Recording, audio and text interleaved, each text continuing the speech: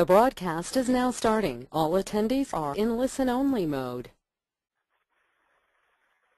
Buenas, habla la doctora Lorna Myers y esta noche estamos hablando sobre la depresión y epilepsia y cómo manejarse mejor. Yo soy la directora de neuropsicología clínica del Northeast Regional Epilepsy Group y trabajo con personas con epilepsia hace más de 10 años.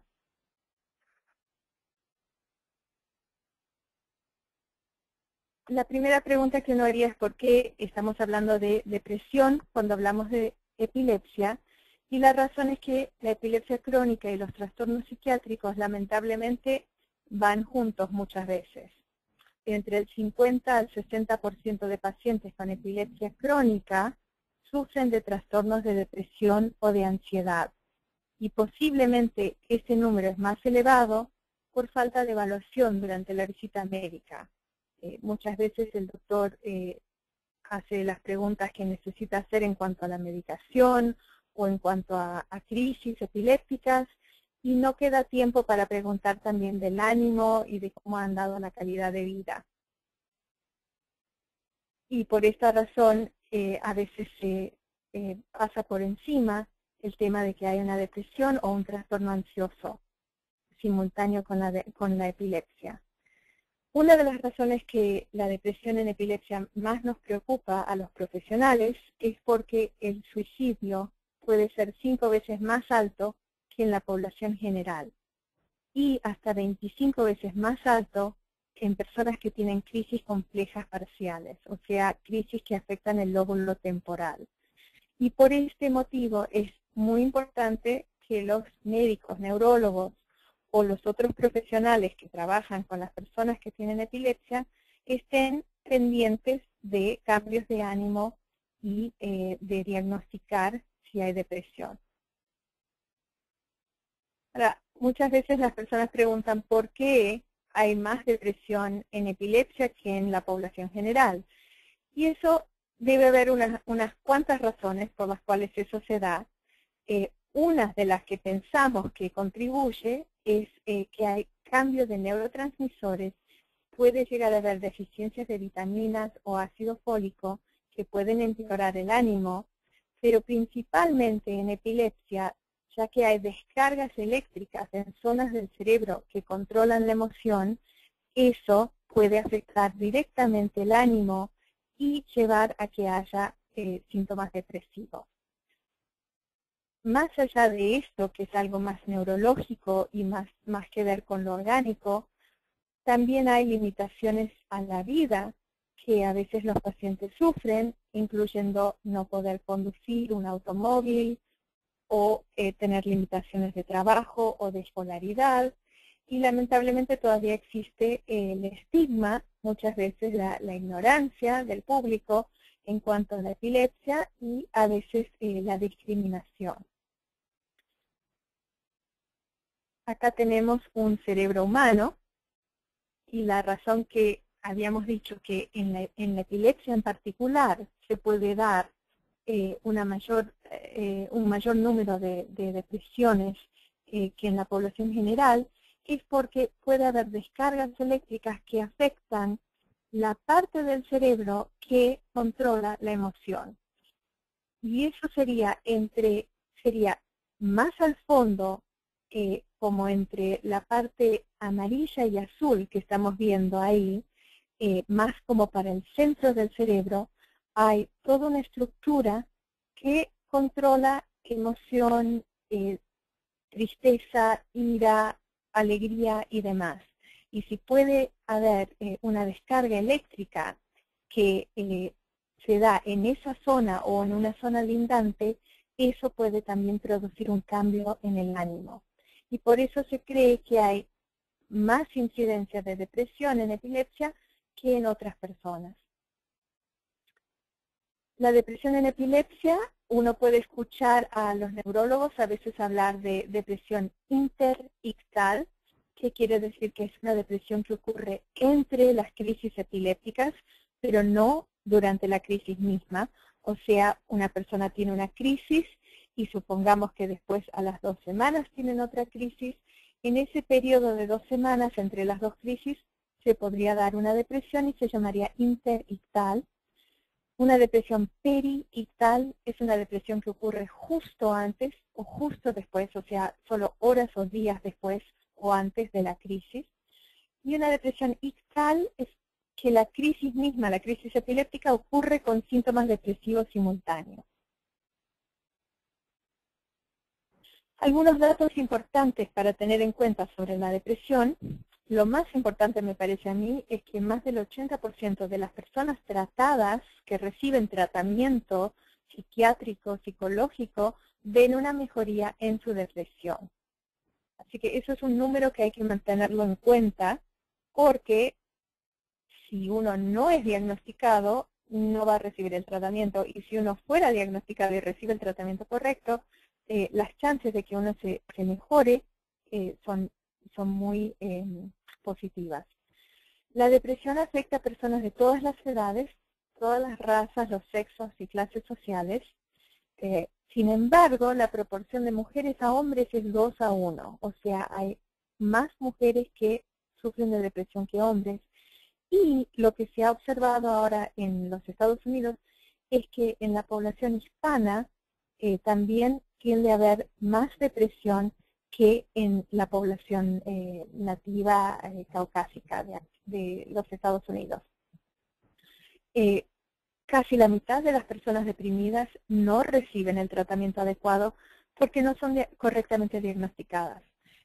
Puede pasar que uno piense que uno simplemente es así, que esta es mi personalidad o que él siempre fue así, y entonces no se toma el siguiente paso, que es de ir a una evaluación. Puede pasar que alguien piense, bueno, claro, estoy deprimido porque tengo epilepsia. Eso tampoco es cierto. La depresión, aunque se da con más incidencia en la epilepsia, no quiere decir que naturalmente una persona con epilepsia también está deprimida. Y la depresión severa, y esto es importante para tener en cuenta, se asocia a pérdidas de funciones mentales con el tiempo. O sea, si una persona está con una depresión muy severa durante muchos años sin tratarse, se observa que después las funciones mentales también tienen un impacto, o sea, sufren un impacto. Y lo que se puede ver es que tanto atención como concentración como memoria van decayendo. Esto es particularmente importante en epilepsia porque ya por las crisis epilépticas a veces se puede ver que hay cambios en memoria, en atención, en lenguaje y demás, y si uno encima le suma una depresión no tratada, eso solamente lleva a una situación aún peor. Así que tremendamente importante que si hay una sospecha de depresión, que se evalúe y se vea si hace falta tratamiento. Hay varios tipos de depresión, pero vamos a hablar solamente de 3 tipos: la depresión mayor, la depresión menor, que también se llama distimia, y el trastorno bipolar, que también se llama trastorno maníaco depresivo. Vamos a mencionar los síntomas típicos de la depresión mayor, y es importante prestar atención y ver si uno reconoce una cantidad de estos síntomas en uno mismo o si los reconoce en otra persona que uno ha estado observando. Si es así, si uno nota que tiene 4 o más de estos síntomas, o si tiene alguno de estos síntomas pero muy serios, entonces es una indicación que uno tendría que buscar un profesional para una evaluación. No hace falta necesariamente que uno vaya directamente al psiquiatra, pero sí mencionárselo al epileptólogo, al neurólogo que lo trata, y si realmente es una situación que parece seria, entonces sí consultar inmediatamente con un profesional de la salud mental.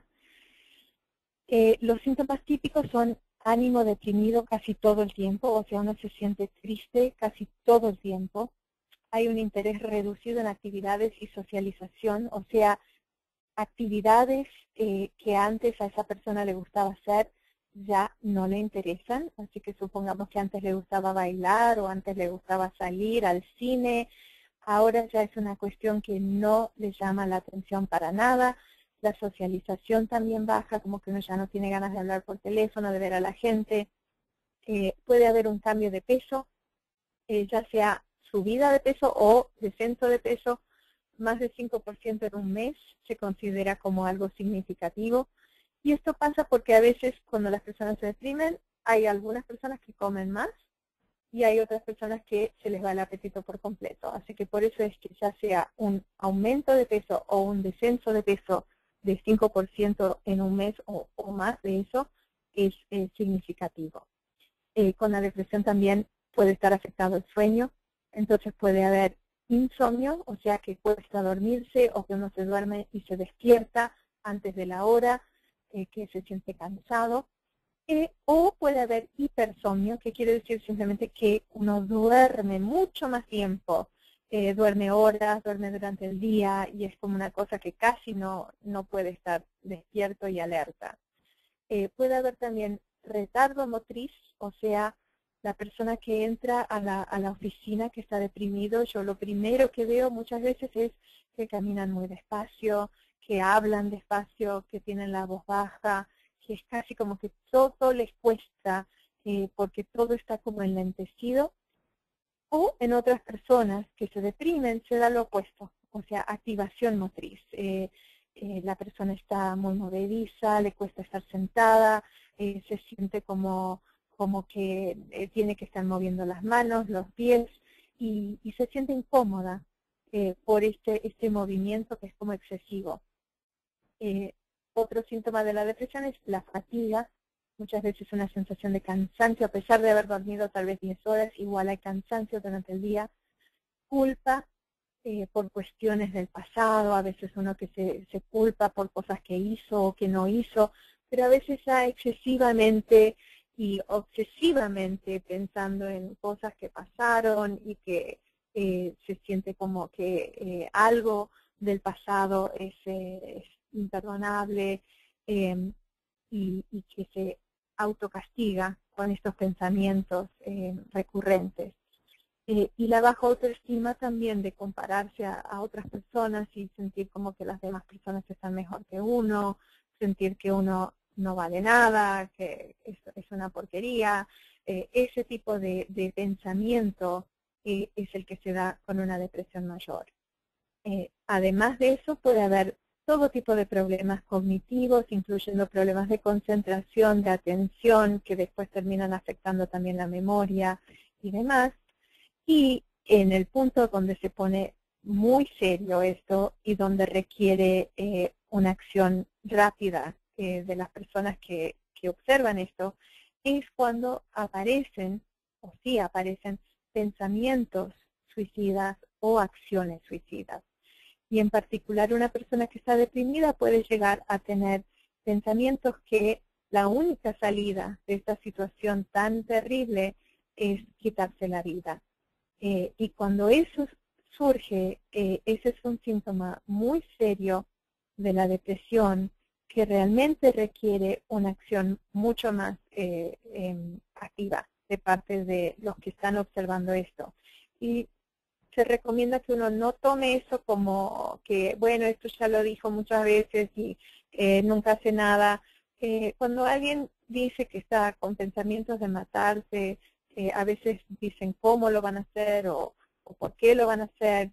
Si uno está escuchando ese tipo de comentario, lo que hay que hacer es consultar con un profesional. Y en los Estados Unidos uno llamaría al 911 o va a la sala de emergencia, pero la opción que tenga para llevar a esa persona a una consulta psiquiátrica de urgencia, eso es lo que hay que, esa es la acción que hay que tomar.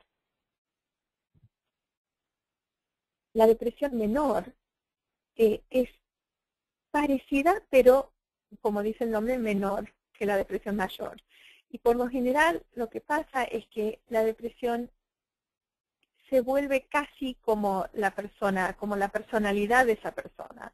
Entonces uno se ha sentido deprimido por lo menos 2 años, casi todo el tiempo.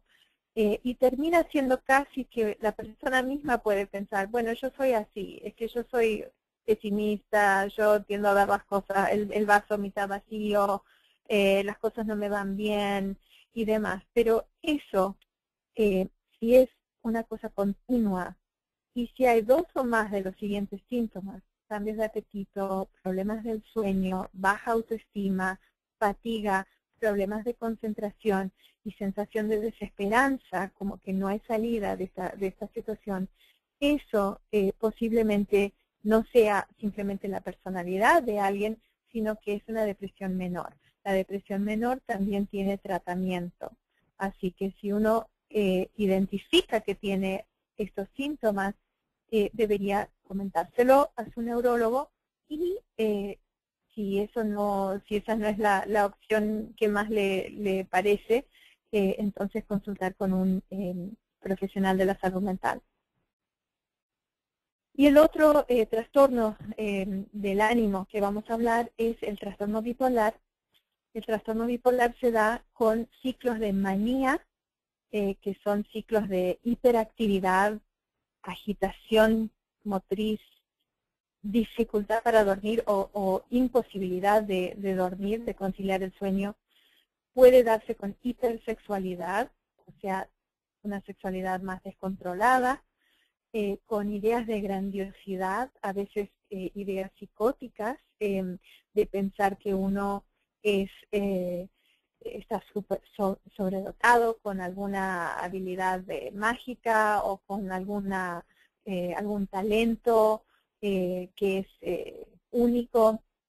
Y a veces con estas cuestiones psicóticas puede llegar la persona a gastarse todo el dinero o a meterse en líos legales y demás. Y realmente es muy perjudicial para la vida de uno si tiene este ciclo de manía. Muchas veces lo que uno va a observar es que la persona está muy activa, habla rapidísimo, casi le cuesta como llevar el pensamiento de una manera coherente y comunicar eso a través del habla. Y este ciclo dura una semana o más, y el tema es que cuando esto se acaba, viene un ciclo depresivo severo, o sea, viene un ciclo depresivo como el de la depresión mayor y a veces más exagerado, y el cambio de estos ciclos es tan intenso para la persona que es tremendamente desgastante, y a veces después del ciclo maníaco ha dejado un caos de la vida y demás, y eso hay que rearmarlo. Nuevamente el trastorno bipolar es algo que se diagnostica con un profesional de la salud mental y se trata. Vamos a hablar de tratamientos para la depresión, para la ansiedad clínica y demás. Hay 2 tipos de tratamientos que se usan tipo estándar. Uno es la prescripción de medicinas psiquiátricas, que hay medicinas para depresión, para ansiedad, para el sueño. Hay medicinas también para trastorno bipolar. Lo importante es que siempre el médico neurólogo, el epileptólogo, haya dicho que esa medicación está bien para ese paciente, porque puede pasar que hay algunas medicaciones que pueden interactuar con las medicaciones antiepilépticas, o hay algunas medicaciones que hasta pueden afectar la cantidad de crisis que uno tiene. Así que siempre, si uno va a ver a un psiquiatra o a otro médico y que le da medicación psiquiátrica, siempre es muy importante o que uno o que ese psiquiatra consulte con el neurólogo para asegurarse que esa medicación está bien tomarla con las otras medicaciones que usted toma. Y la otra forma de tratar la depresión es con psicoterapia, a través de un psicólogo o un terapeuta, a veces a través de asistentes sociales o consejeros. Y el tercer punto es siempre que el epileptólogo, el neurólogo, esté siguiendo de cerca al paciente, porque a veces puede haber una conexión entre la epilepsia y el ánimo, a veces puede haber una conexión entre una medicación antiepiléptica nueva que se haya comenzado o que se haya dejado de tomar y que hubo un cambio de ánimo. Y en ese caso, el neurólogo es el que mejor va a poder ver si modificar algo en el tratamiento antiepiléptico tiene también un efecto sobre el ánimo. Los tratamientos para la depresión, la terapia, por lo general, se da de forma individual, aunque también puede haber terapia grupal. Y lo que más se usa es para la depresión la terapia cognitiva comportamental, que es una terapia que trabaja sobre los pensamientos que uno está teniendo y sobre los comportamientos que uno está teniendo y va efectuando cambios en esos dos puntos que terminan produciendo un cambio en la depresión. Y ese tipo de tratamiento se ha determinado que es tremendamente efectivo para tratar la depresión. A veces cuando la depresión es muy severa, hace falta combinar medicación con terapia, psicoterapia. También a veces hace falta hacer terapia familiar en casos cuando hay problemas de familia o la familia misma está teniendo dificultad con aceptar el diagnóstico o con lidiar con el diagnóstico. Y a veces también educación sobre el diagnóstico de epilepsia y educación sobre depresión y sobre ciertas actividades que pueden ayudar. Todo eso forma parte de la terapia. También se ha aprobado ahora el estimulador de nervio vagal para trastornos de ánimo severos que no han respondido a otros tratamientos. Quiero nada más mencionar, porque a veces hay una recomendación de amigos o de quien sea de usar algún tratamiento alternativo para la depresión. Y es muy importante siempre consultar con su doctor antes de tomar cualquiera de estas hierbas o sustancias que uno puede comprar sin una receta médica. Así que muchas veces uno escucha que el St. John's wort o echinacea o la valeriana o la aromaterapia tienen un potencial de ayudar con la depresión, pero también hay que tener en cuenta que tienen un potencial de interactuar con las medicinas antiepilépticas. Así que es muy importante, antes de tomar algo, aunque sea natural, comentárselo al doctor. También hay que tener cuidado con algunas técnicas manuales, especialmente si uno ha tenido cirugía para la epilepsia. Cuidado con algunos de los masajes que son más intensos, o con masajes craniosacrales o con la quiropraxis. Siempre la regla es que uno tiene que acordarse es consultar con el doctor antes de hacer algo nuevo, algo que sea diferente. Ahora la pregunta es, ¿cómo me puedo ayudar yo mismo? Y obviamente si uno respondió que sí a los síntomas que estábamos revisando recién de depresión mayor o de trastorno bipolar o de depresión menor, lo primero que uno haría es buscar ayuda a través del médico neurólogo o de un profesional de salud mental. Pero aparte de eso, aun cuando uno está ya en tratamiento, puede hacer otras cosas que sirven para mejorar el ánimo. Y una de las cosas principales es el ejercicio. Y hay ejercicios que siempre uno tiene que tener cuidado con los ejercicios, que sea algo que sea seguro para uno, considerando el tipo de crisis epilépticas que uno tiene, asegurarse de no hacer nada que sea peligroso, pero definitivamente hay una cantidad de ejercicios que uno puede hacer teniendo epilepsia o no, si uno tiene cuidado. Una de las cosas que se recomienda es hacer yoga, y hay diferentes tipos de yoga, así que uno tiene que fijarse bien, pero uno puede tomar clases que sean introductorias a la yoga y también consultarle no solo al instructor de yoga, sino también a su doctor sobre ciertas limitaciones que puede llegar a tener o ciertas cosas que tendría que tener en cuenta cuando participa de la clase. Pilates o trabajos de músculos de la parte central del cuerpo son tremendamente efectivos para mejorar la salud y la musculatura. Pesas siempre bajo supervisión y teniendo en cuenta que mejor usar pesas que no puedan llegar a caerse encima de uno si llega a tener una crisis. Así que siempre teniendo en cuenta cómo son sus crisis en particular y qué necesita hacer para acomodar ese ejercicio para poder hacerlo de manera segura.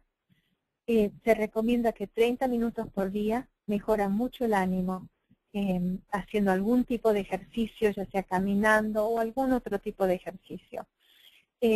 La dieta también es importante para el ánimo. A veces, si la situación, si el peso está muy subido o si hay algún problema de salud, conviene consultar con una nutricionista, pero definitivamente prestar atención a la cantidad calórica adecuada, que esté comiendo comida que sea sana, comida, por lo general se recomienda que uno trate de comer frutas, verduras, harina integral, carnes de baja grasa, evitar cafeína y alcohol, en particular para la epilepsia, tener cuidado con cafeína y alcohol. Y tener también toda una rutina para el sueño, para mantener el sueño y para facilitar dormirse a una hora razonable y dormir la cantidad de horas que necesita.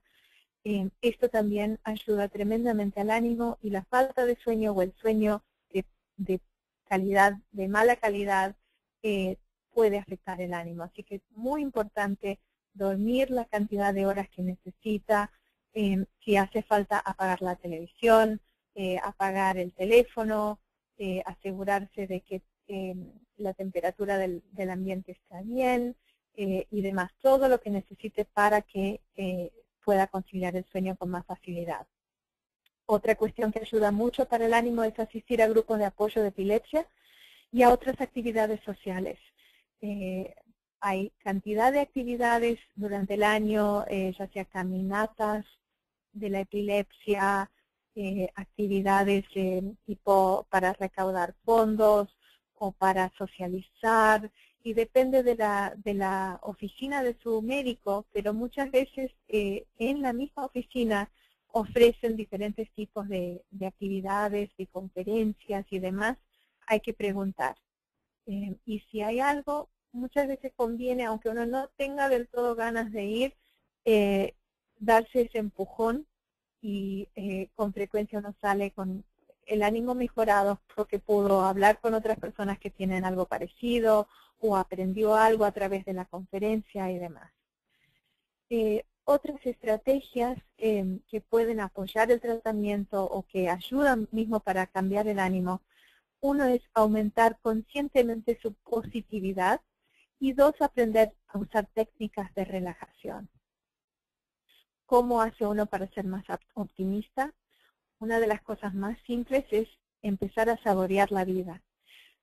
Pasamos el día, a veces el día pasa volando, uno hizo 1.000.000 de cosas y casi no percibió nada. Si uno se da el tiempo para saborear la vida, a veces encuentra que a la mañana vio que había que tuvo, supongamos, un desayuno muy rico. Si se toma el tiempo de probar eso, de prestar atención, tal vez tuvo una conversación muy agradable con alguien, tal vez pudo leer un libro, un capítulo que hacía tiempo que lo quería leer.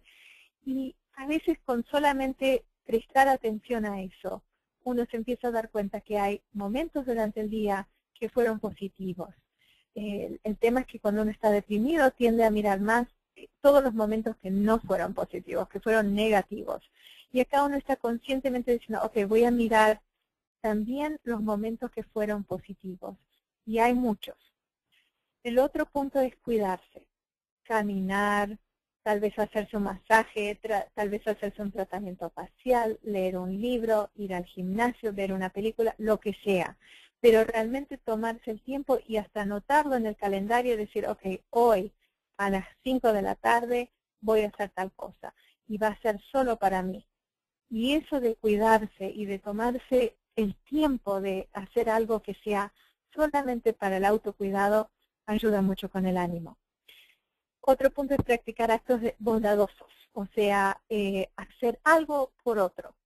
Y es increíble, pero aunque uno está haciendo algo por otro, al que termina ayudando mucho es al que hizo el acto bondadoso.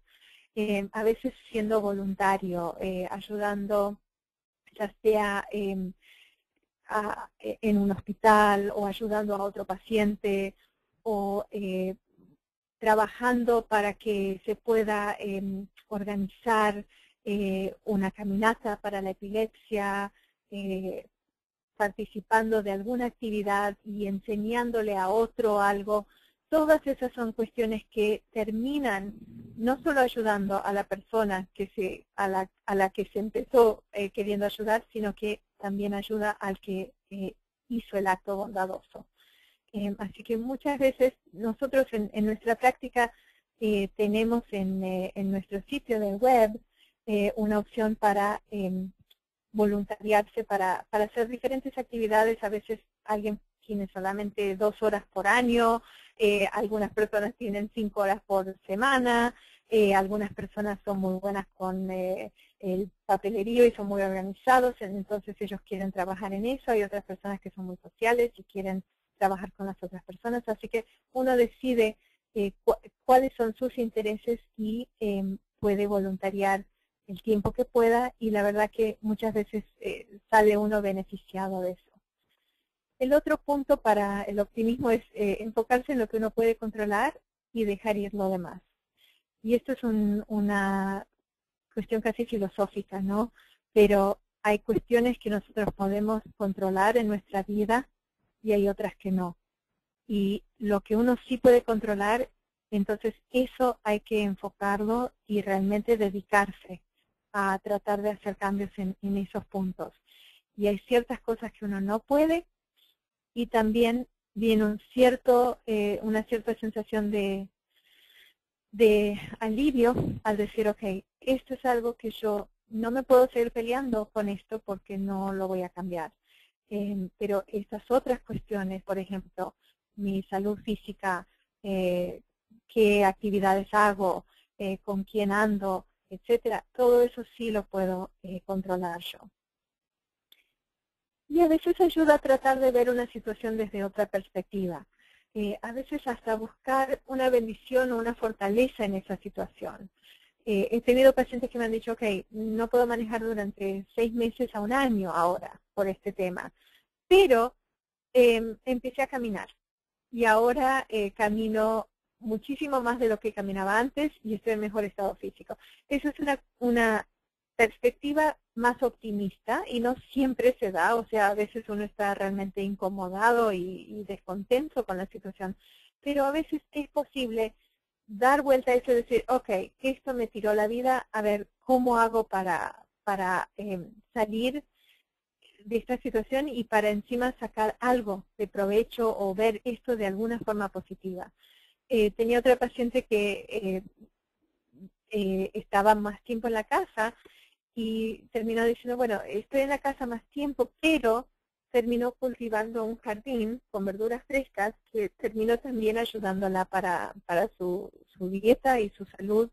Y realmente, a pesar de que ella obviamente hubiera tal vez querido salir más, pero la situación era esa en ese momento, no se podía cambiar, y entonces terminó sacando un provecho de eso.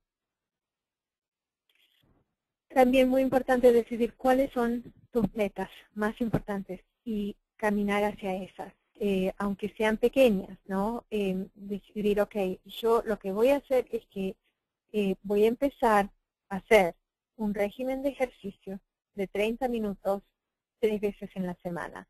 Y uno se pone esa meta, lo pone en el calendario y va en esa dirección. Y muchas veces cuando uno ha logrado hacer esa meta que uno tenía, se siente como elevado, como que hasta uno siente que el ánimo se le levanta. Y el otro tema es usar el humor cuando es posible. Las personas que más logran la salud son aquellas que pueden ver algo de ya sea de cómico o de que le produce cierta risa, a pesar de que sea algo que no es lo que uno más deseaba. Entonces muchas veces usar el humor, dar vuelta a una situación, si es posible, ¿no? Y por lo general es con cuestiones no tan graves, pero poder hacer eso ayuda mucho para la salud mental de una persona. ¿Y cómo bajar los niveles de estrés? Hay un ejercicio de respiración, que es el ejercicio básico que uno usa, que es tremendamente útil. Y empieza simplemente con que uno se dé cuenta. Cuando estamos nerviosos, ¿cómo tendemos a respirar?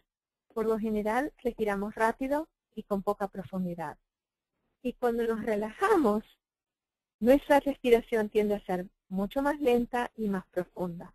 Entonces, en base a ese concepto muy básico, uno entiende que para aumentar la relajación, o sea, bajar el nivel de estrés y de nerviosismo, uno puede controlarlo hasta cierto punto a través de la respiración.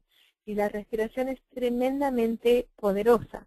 Entonces, si uno conscientemente empieza a hacer ejercicios de respiración, donde uno presta atención a que está inspirando mientras cuenta mentalmente 1, 2, 3, 4, 5 y sostiene esa respiración unos segundos y después suelta el aire 1, 2, 3, 4, 5, 6. Con esa inspiración y esa exhalación enlentecida, controlada y consciente, uno puede ver que pasa el corazón a latir más despacio, los músculos se relajan y básicamente le está mandando un mensaje al cerebro que es tranquilo, no pasa nada, me puedo tranquilizar, estoy respirando bien despacio, bien profundo, me está entrando el oxígeno que me tiene que entrar y cuando exhalo, estoy sacando todo ese estrés. Y esto es un ejercicio que uno lo estudia con el terapeuta, pero puede probar de hacerlo también cuando uno está nervioso y casi siempre se nota que hay un cambio del nivel de estrés que uno está sintiendo. Ahora, si por alguna razón se siente mareado mientras está haciendo eso, entonces hay que parar. Y puede ser que está todavía respirando demasiado rápido o no profundamente, no lo suficientemente profundo.